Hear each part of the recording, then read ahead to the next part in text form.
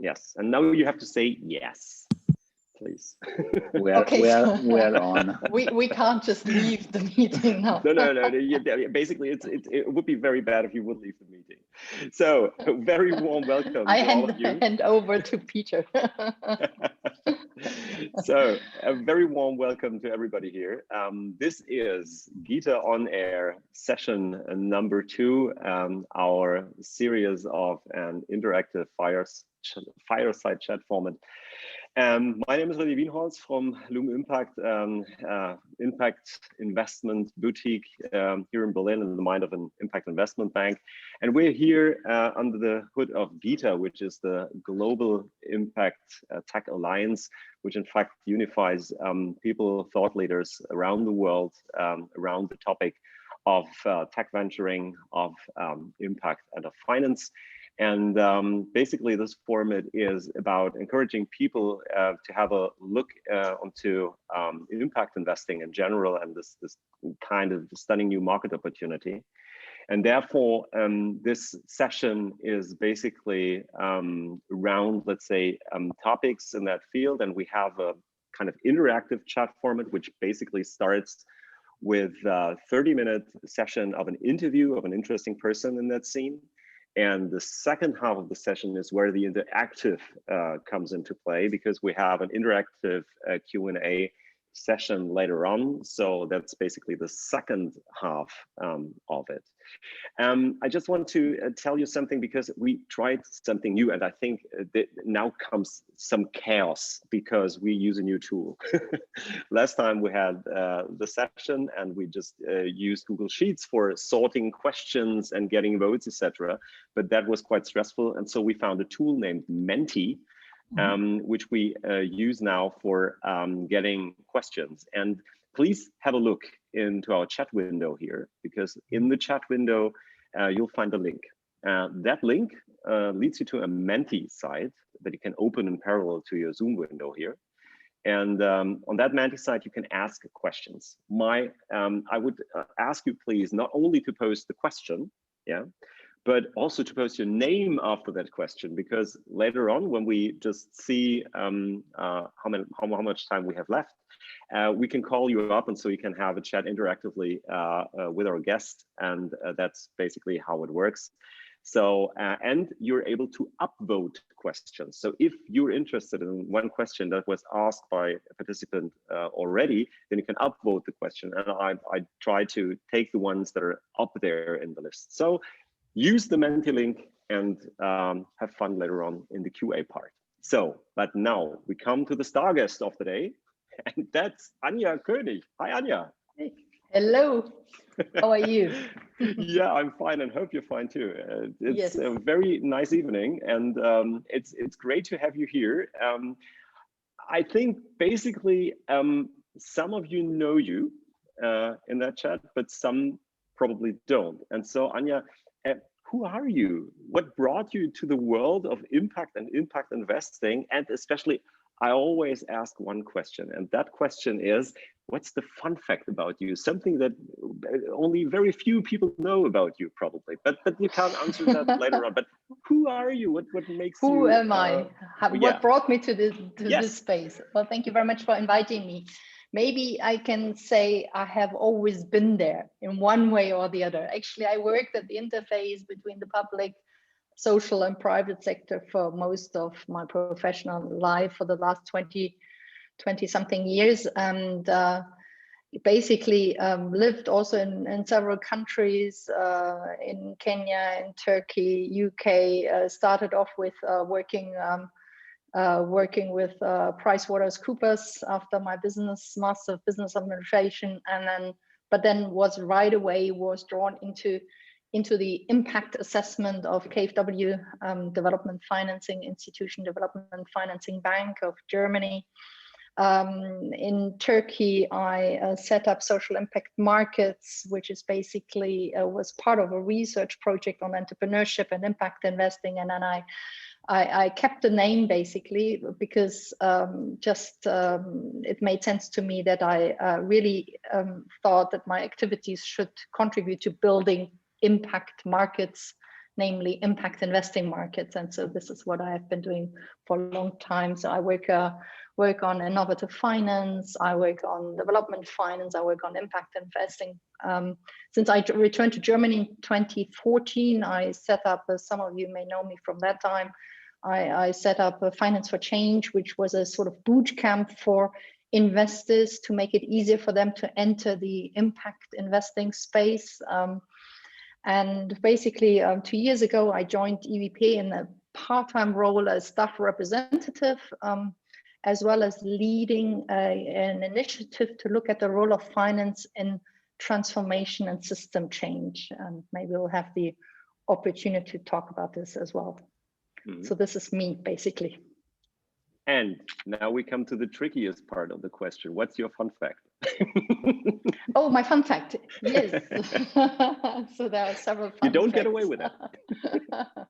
Maybe I can mention, so I mentioned earlier that I used to work with PwC as an auditor, and as part of this assignment with KfW, I was in charge of appraisal of KfW investment activities in emerging countries. And in particular, I looked at the water sector and the energy sector, and I went on several appraisal missions in country. And as part of that appraisal mission, it was not only about impact assessment on paper, but actually physically. So I had to climb several water towers and look at the pumps to make sure that they are actually physically there. So as part of the impact chain that some of you may be familiar with, where you actually look at the outputs that have been produced with the inputs, the resources that went into it. So my experience was actually looking at the outputs in terms of physical water pumps and pipelines and water towers. So I know quite a number of water towers in West Africa. Beautiful view. That's in fact not only literally impact at your fingertips. Exactly. Wonderful. So you mentioned just something which is also included in your title, these 4 letters, EVPA, and I know this is the European Venture Philanthropy Association. And I thought I was a little confused today because this one is about impact investing, isn't it? Exactly. And now there is something like venture philanthropy. And so venture philanthropy is not impact investing, or is impact investing part of venture philanthropy, or what is the spectrum? What is this all about? Yeah. And I think we are all, this question about terminology has been around ever since impact investing started. But what is maybe quite interesting and new to some of you is that venture philanthropy was even there before. So EVPA has been founded 60 years ago by some people from the investment, financial institution investment venture capital space, who said it actually would make sense to apply the venture capital principles to addressing social challenges. And that then became the venture philanthropy form of engagement. It is actually a form of engagement which is engaged compared to traditional philanthropy, which may sometimes be only about writing a check and leaving the project to do whatever it wants to do. And it is really about strengthening the organizations, your investees, which is very similar to the venture capital approach. It is also about providing long-term capital rather than short-term philanthropic funding. And the kind of capital actually can be, and that relates to your question, it can be both grants, but it can also be debt and equity.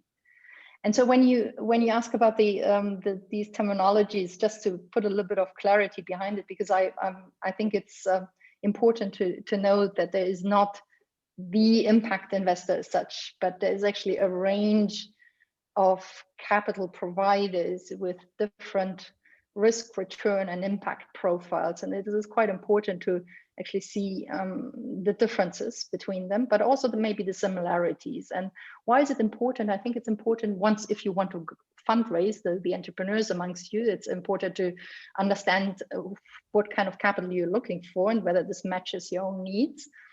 But also if you want to build a field and if you want to mobilize capital for impact, then I think it's really important that you have a very clear narrative about what this field is about. And so if we start, and if EVPHI has the spectrum of capital, with starting on the left-hand side with philanthropy, on the right-hand side you have the ESG investing and traditional investing field. I think it's quite important to look at the ESG field and think about the history behind it. First, really, ESG was about risk avoidance and wanting to avoid risk for business reasons, because it makes sense. ESG risk and environmental, social, and governance risk is actually a business risk, and you try and avoid that risk. And then potentially the next step was then to say we should act and avoid harm, but not really intentionally invest for impact. And I think this is actually what makes ESG different from the impact investing space, that impact investing is really about investing, intentionally investing for a measurable impact. And a discussion that I find quite interesting in this space is the idea that in recent times people emphasized the difference between ESG and impact investing as being one being more on the secondary markets and the other one really leading to real change on the ground, which also has a concept and idea of an engaged form of investment. So now when you come to venture philanthropy and impact investing, some people in the impact investing community would say actually venture philanthropy is not part of that, because it's actually an investment approach, and investment you need your money back, so it can't be grant making. So, but you can say generally about there is a broad definition of impact investing, and so there would be investing for impact and investing with impact, which is something that has been introduced by EVP some time ago, and maybe the quality of the capital that you invest then is secondary. But honestly, I think it's really up to the individuals then in that community to decide which exactly would be the impact investing in the narrow sense, and where there is maybe an argument, and open it up and make it a wider sense. Maybe just one small difference that also is there. I mentioned the terminology of investing for impact and with impact, which comes in quite handy, because you can distinguish these different investment approaches, not only in terms of the quality of the capital that you provide, like grants or debt or equity, but or the returns that the investors try to make, but also in terms of the risk that you assume. And in the EVPA community, in the investing for impact community, it has been argued that the investors for impact would assume a greater risk compared to investors with impact, and also more sustainable ESG investors. So there's this element of risk engagement in more innovative projects and smaller projects in smaller companies that could then be scaled later on by other types of capital providers.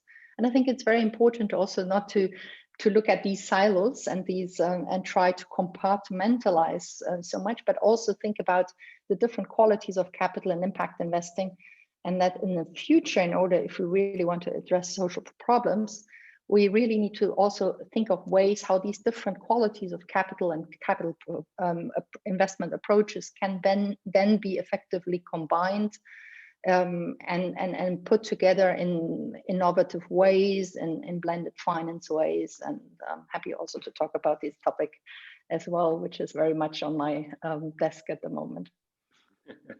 But before we come to that question, probably, you said, as it is a spectrum, there is different, let's say, investors with different, let's say, definitions of impact and approaches. So what is the typical motivation of someone putting money into let's say, for or with impact. Is there a typical motivation? So what do you think about? Because the question why I'm asking this is we always try to get, let's say, a greater audience for all of these for impact or with impact topics at the moment. So basically, when you look at those people investing in that, what is their basic motivation? What comes in there? What have you seen? Would you say that is there a typical one, or what's your opinion? Yeah. Actually, I think there's a range of motivations, as we have a range of different investors. But maybe just to share a story from my first experience with impact investing, which was just a few weeks really after this term was coined by the Rockefeller Foundation at a meeting in Bellagio in Italy. And at that time, I lived in Kenya, and I was asked to develop a concept for an investment fund in northern Kenya. And this investment fund in northern Kenya, actually, I looked at this concept, at this report that has come out at that time by the Rockefeller Foundation, the Monitor Group, the consulting company that put together experiences from across the world that could be called impact investing. And I looked at that and thought, this is exactly the kind of investment we would need, or the kind of investors we would need for this particular Northern Kenyan investment fund. And so what I did is I called them, and the people that were quoted in this report, and I said, so what do you think these your clients or yourself, would you invest in such a Northern Kenyan investment fund? And why? What would you find interest in? And I think the answer is probably quite reflects well what many impact investors still think today, which is about the wish to have an impact, a meaningful, a tangible impact on the ground, as well having a return. And that is something very attractive to people who come from an investment logic, but then would like to do something more meaningful. And in this context, it's also important, when impact investing emerged in 2008, 2009, it was just during and after the financial crisis. And at that time, the crisis was really an opportunity, a catalyzer for the impact investing field, because people didn't want to put their money anymore into something that would burst in a bubble. They were looking for something tangible where they could see the difference that they would make, and at the same time use really their skills as investors and make a contribution, but at the same time really obviously also have a return. So this is why this concept remained quite attractive and until today. And I think it also relates to the question of intentionality that I mentioned earlier about the concept of impact investing. Some people say intentionality, it's such a fuzzy word, but I really like it because I think it relates to the purpose that and the values that each individual may have, but also we have as an organization. And we see that there are more and more financial institution investors, organizations, businesses now looking for their purpose, because also they have talents joining them, and the next gen is asking for the purpose of the organization. What's your contribution to development? What is my company financing something that is doing more harm than good? So I think these critical questions are coming up, and I think this is also what drives investors to look at the field of impact investing. But so maybe just wanted to say, because that was one question that I had to Peter Brock, which was in the first session. It's basically, you think that also this crisis could be a catalyzer for let's say a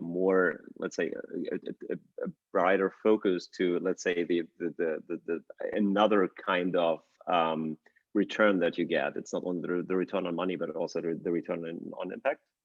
Yes, I'm strongly believe that this will be a catalyzer into investing, rebuilding better. I think that will be a strong catalyzer, and it has been for the impact investing in 2009. And I think again, it will be now. There will be a new generation of investment practices. And it relates actually to the second comment I would like to make, and with regard to the motivation, I think it even goes a step further. it's also something that I notice, and I'm really grateful that this is happening. There is an increasing discussion of around the question of the impact of the impact investor. Before, it was a bit like, okay, let's invest in something, an impactful company, so then I'm an impact investor. That is true, certainly, but the discussions we're seeing now that there's a clear distinction between the impact that is generated by the company, by the investee or the project, and the impact that you can have as an investor. In that way, it puts you as an investor into an impact generating role. And actually, I must say, I quite like that concept. And what helps us to understand that impact generating role is something that in development finance we call additionality. It's the contribution that you can make as an investor compared to what an impact neutral investor can make, or the market would provide. And without your contribution as investor, this would not happen. Or, and this is an element that is often ignored, but I think it's very important, with your contribution, actually you manage to generate superior impact, and you can influence really the generation of a superior impact either on the company that already has an impact, and you make that impact bigger and more significant. You help that company to scale, for example. Or you can, or there's also the case where you can say, actually there's an organization that is maybe a normal organization, and you introduce an element of impact into, you incentivize basically impact into that company. But I think it's also important to go beyond your role as an investor into individual companies and projects. I think there's also a really significant and maybe overlooked role that the investor has in creating some sort of system level effects. And what do I mean by that? You as an investor, you can have also the role of promoting solutions that maybe before you nobody has looked at. You can create new markets, you can invest in new markets. And so that not only benefits the company, which in return then has an impact on some beneficiaries and a certain effect, but other people that invest in other companies in the same space, in the same geography maybe, they benefit then from your engagement in this field early on.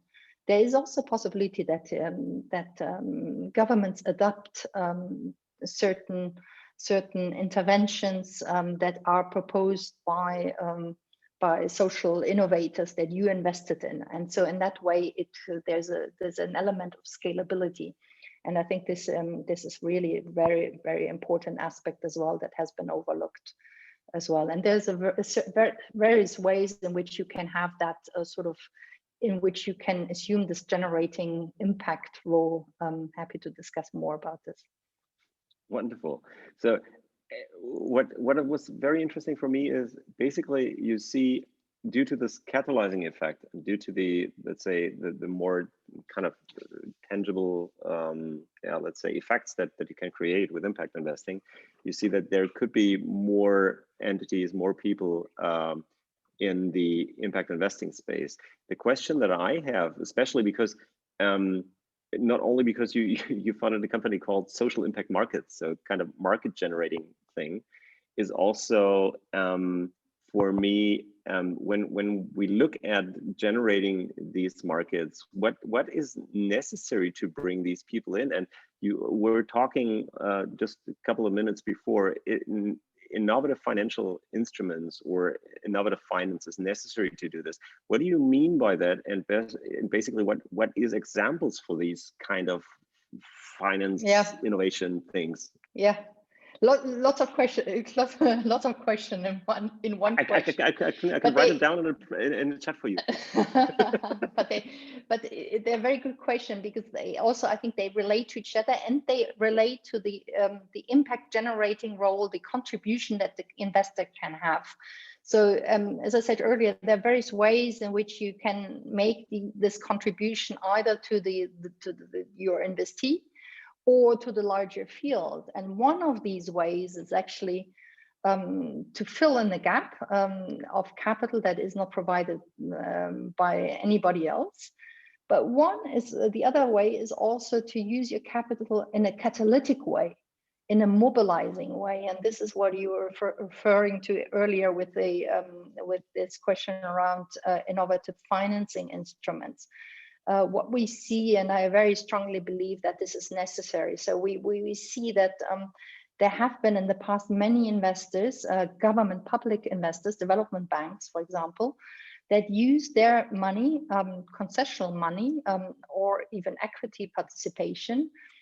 They were assuming higher risk in order for other investors that with different kind of risk return impact profiles to come in and be able to participate in a certain project, in a certain fund, etc.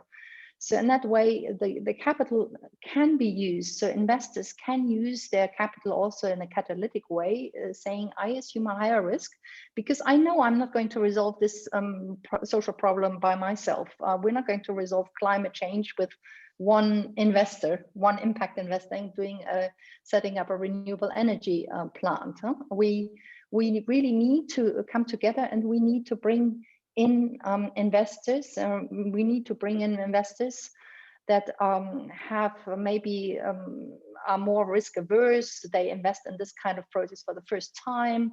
They have certain regulations internally that prevents them from investing anything that beyond a certain risk level. So in that sense, the investment can be used.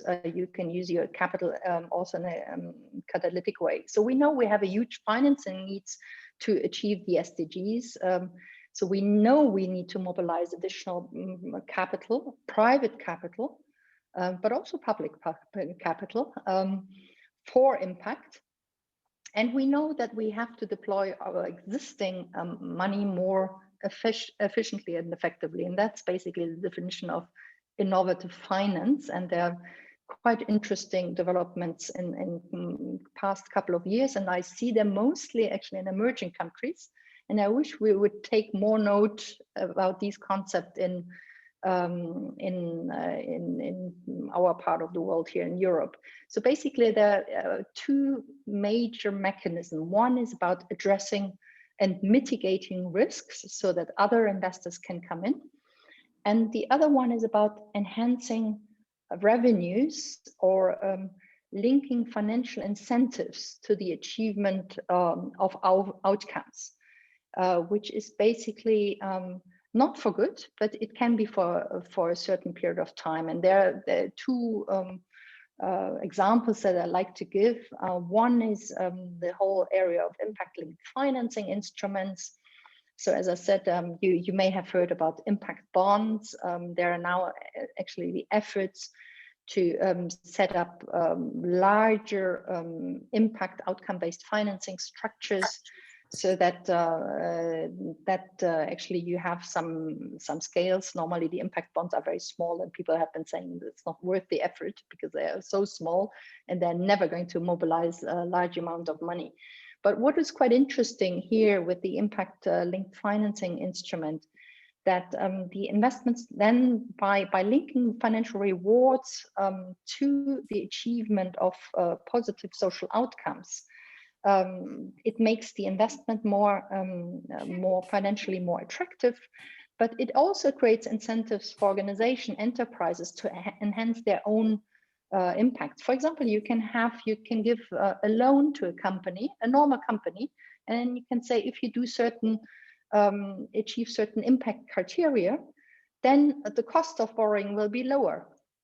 And of course, you always need someone who actually absorbs that lower returns that you get from your financing activity. So either you absorb them yourself as the impact investor, and you're saying, this is my contribution, or you have a third party, which is an outcome funder.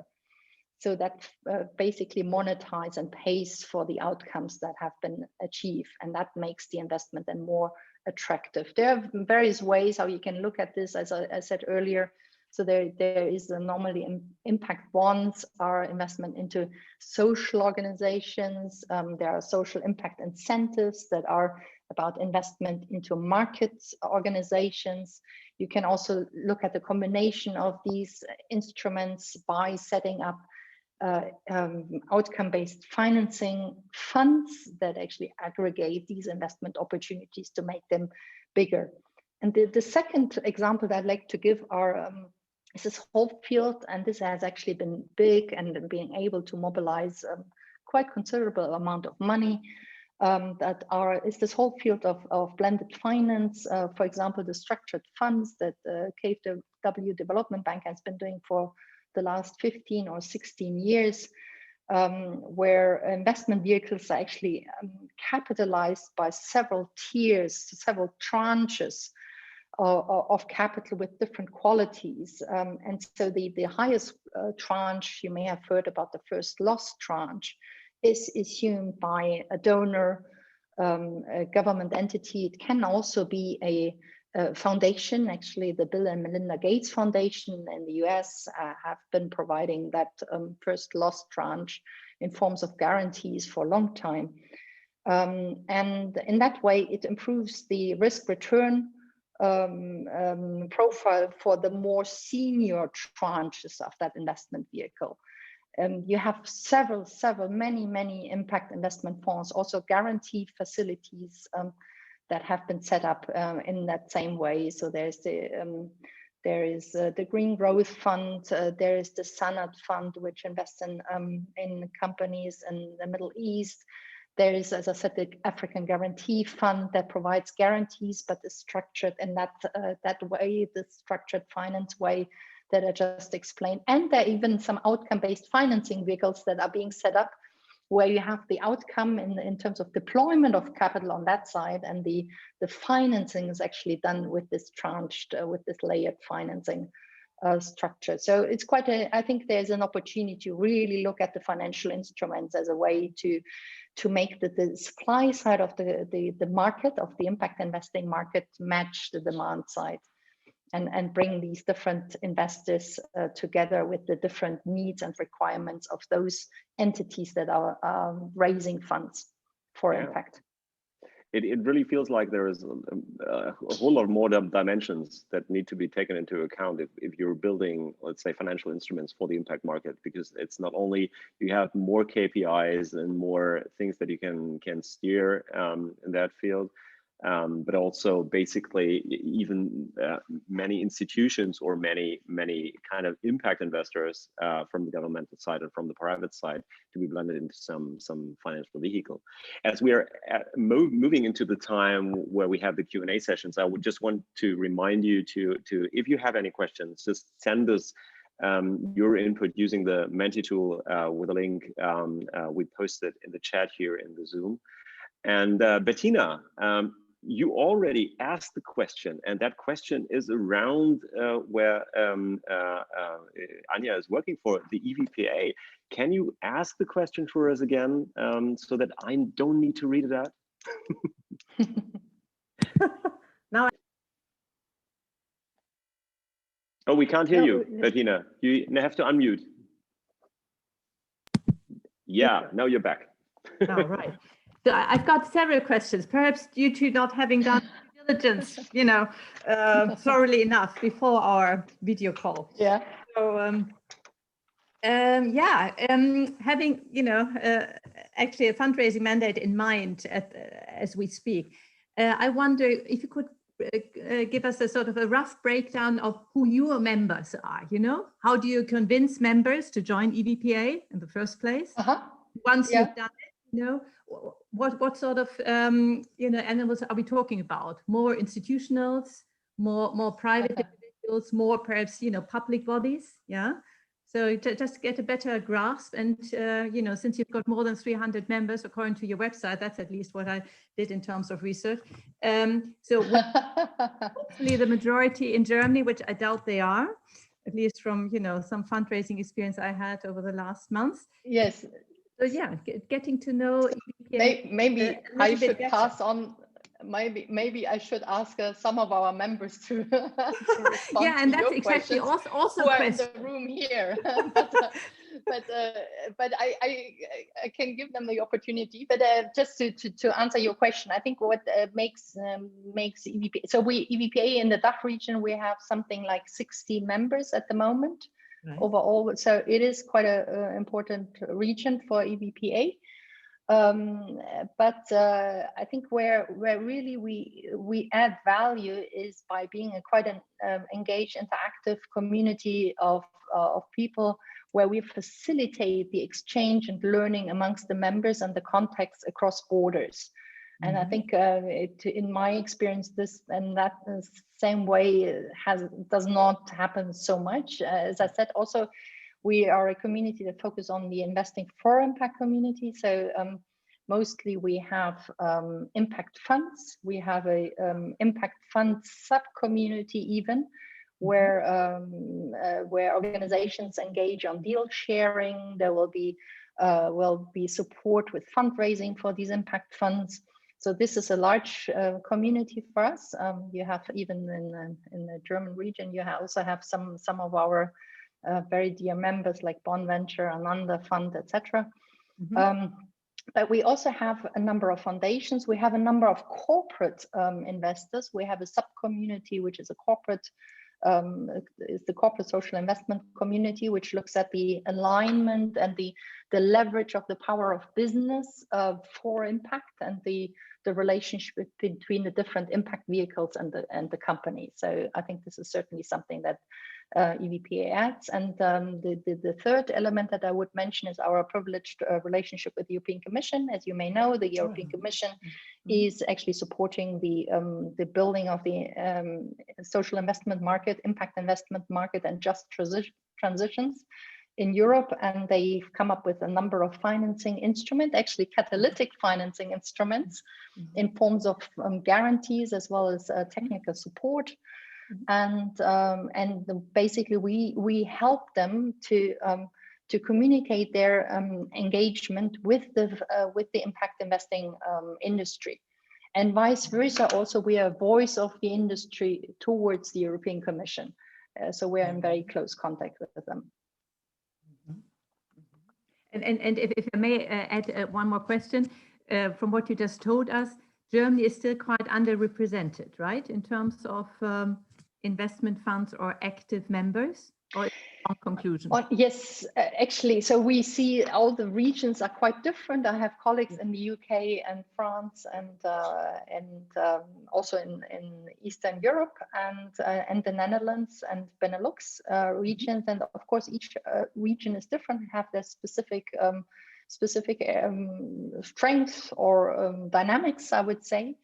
What is remarkable about the DACH region, in particular Austria and Germany, is actually the lack of government engagement in the space. And I think if you compare it, for example, to the UK, but also France, and few people know about the very, very pioneering role that the French government took in order to mobilize impact capital in these regions in their own country. So I think Germany still has a lot of homework to do in that respect. But we are getting there. I really see some signals of hope. And I also hope that with the elections coming up now and some very strong organizations here on the ground, including the Bundesinitiative Impact Investing, Federal Initiative for Impact Investing, as well as the Social Entrepreneurship Network Germany, there are actually very encouraging things happening also in dialogue with policymakers. Thank you. Absolutely. Thank you. Thank you, Bettina, for asking the questions. And Mark, I've seen that you also asked the question regarding basically innovative finance instruments for basically also nonprofit ideas. Could you elaborate a little bit on this? Yeah, I mean, I run a very small foundation, and Anja knows this. And we do plain old dumb old vanilla grant giving to little projects, 10 and 20,000. And we want to scale up and be bigger and be more sophisticated. And so I'm wondering how you go from traditional grant giving as a funder, traditional grant giving to people in the direction of impact investing and venture philanthropy. But if you have no equity to offer and you can't do a loan, it's still money for free. What vehicles are there between grants and equity, bonds, all these things on this side? Yeah, thanks for that question. It's a tricky question, as we all know. You have to sort of mimic the market principles without actually being able to invest into a market opportunity which generates certain returns, as we all know. So that is very tricky. I would say two things. So one is about the instrument itself. And the other one would be really about the partnerships, because effectively what you want to do is, it's not about the instruments. The instruments are a means of achieving something. The instruments are a means of achieving scalability of your impact. And it's not about the instrument as such. There's no value itself in using equity or debt or investing in a company that generates return. What you want is an impact that is sustainable and is scalable. And in order to make it scalable and sustainable, there are various ways of thinking about it. I see here Mario is here from Rethink Ireland. I mean, the Ireland is really there are various of our members and actors that are forefront of also working in partnership with government. And thinking about how the social innovation that is supported by some of our members can then be scaled and adapted by government in order to make it bigger and applicable in other regions other than your pilot project.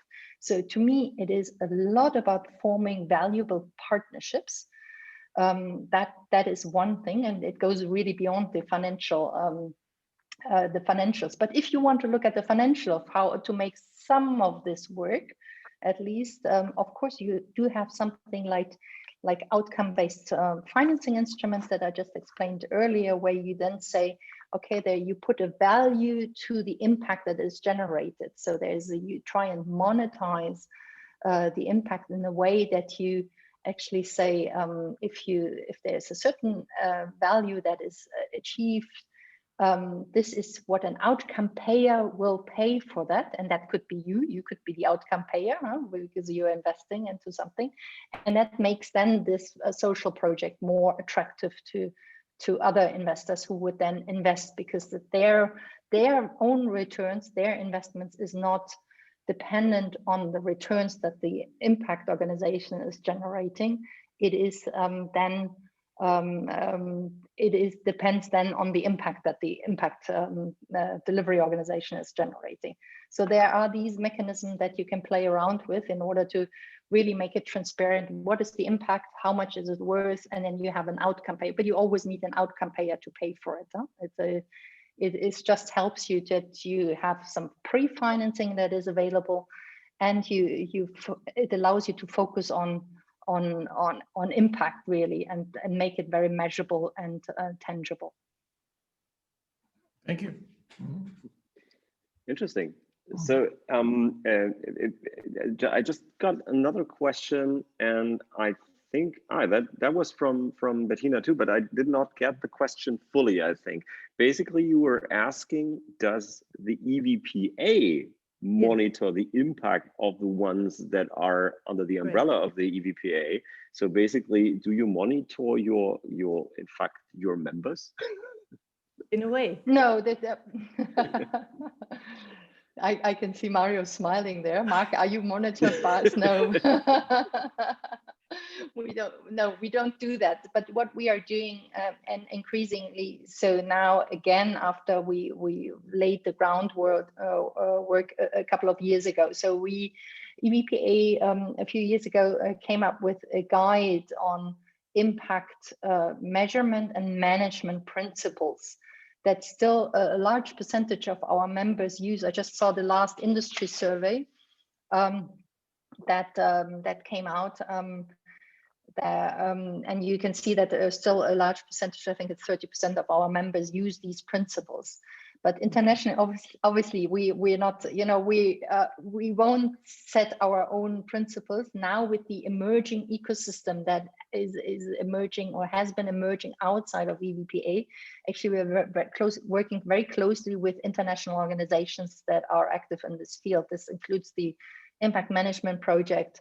It includes the OECD, who's now also assuming a sort of coordination role more. UNDP has come up with some standards, so it makes much more sense really to join forces and rather than have your own standards. And especially no, we are not monitoring. What we do monitor, and you may be interested in the industry survey. Maybe Paulo, maybe you could share the link to the event, because tomorrow we actually have the launch event of our industry survey that we do every two years.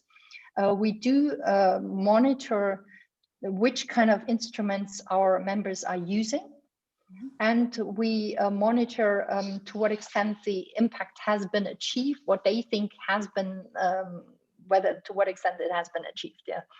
So there is, I'm just looking at the data here.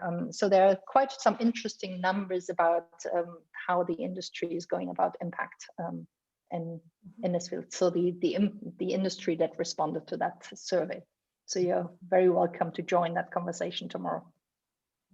And if not, but you will publish also the paper after the call tomorrow, I think, isn't it?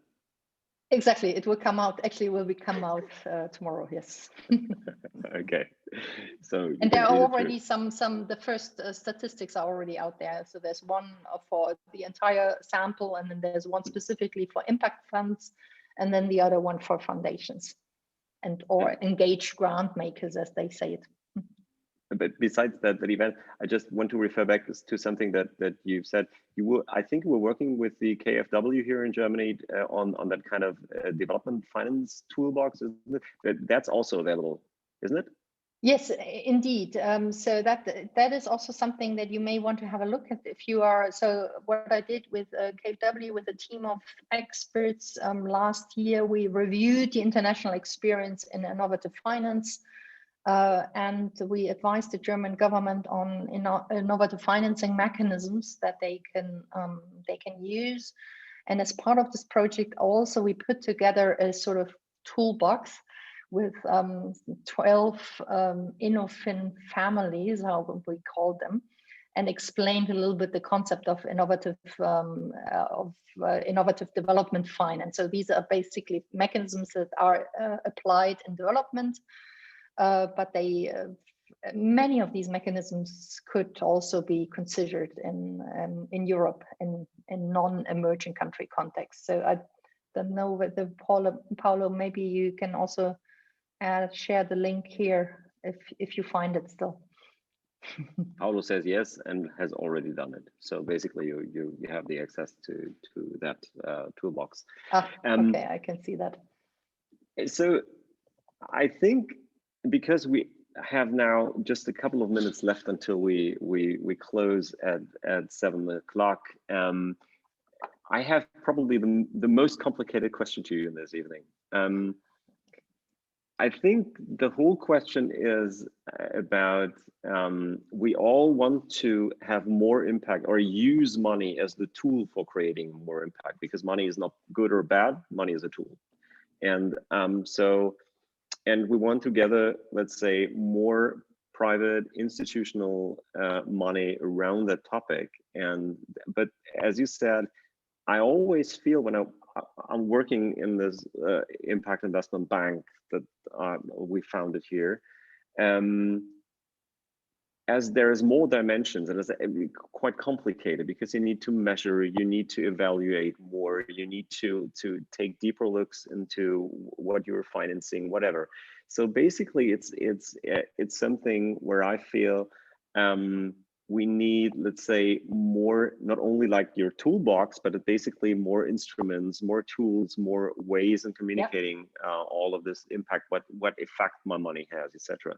But if there would be one thing, a magic fairy comes around and you have just one thing, one wish, what would help you in your work, to make this impact market bigger for you and easier to access, what would it be? And I think that's a really complicated question, I know. Exactly. Now it's only 4 minutes left.